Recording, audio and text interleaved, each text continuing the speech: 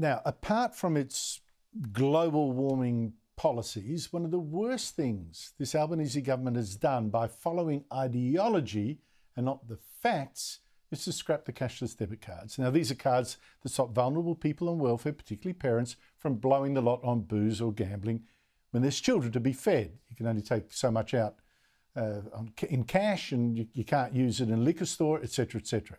Now, the results of scrapping that welfare card are now being seen, and not just in Alice Springs. Today, Liberal MP Rick Wilson asked this question in Parliament.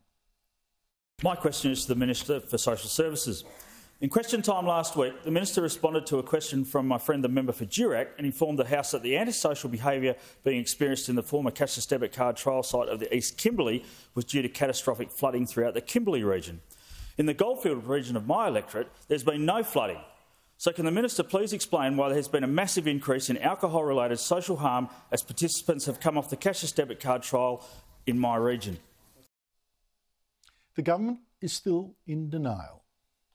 There was evidence after evidence that it was not making a difference. Now, the Minister said, well, the disturbances in that town, they were caused by Aborigines from out of town who had never been on the cashless debit card, which actually does suggest there's another problem, which wasn't addressed, but anyway. And then there's the town of Ceduna, on the coast of South Australia, far west of Adelaide. Joining me is the former Mayor, Allan Suter. Allan, thank you so much for your time. What is the problem at Ceduna? Well, the government has basically given us a catastrophe. We had a very healthy situation where we were having no major problems, thanks largely to the cashless debit card. By coming in and removing it with no consultation whatsoever, the government has put us back to where we were, and the people paying the price are the families, but particularly the children who are suffering neglect because money that should be given to them is being spent on alcohol, drugs and or gaming. Now, some people are blaming what you're seeing in the town at the moment on, like you say, removing the cashless debit card, leaving more money for booze.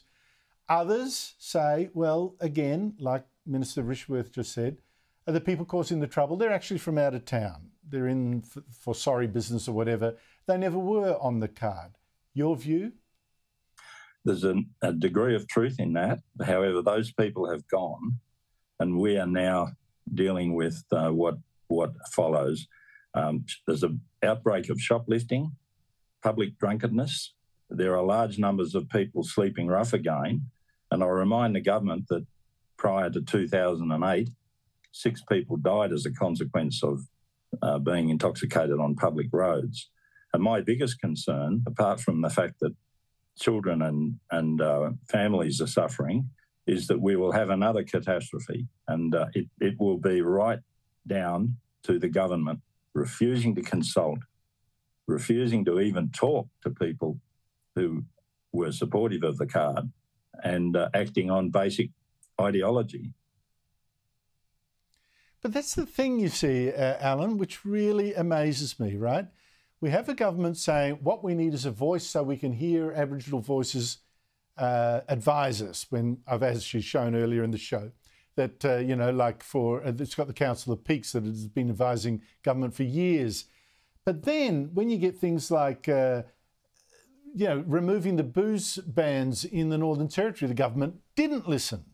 And now they're not listening on the cashless debit card.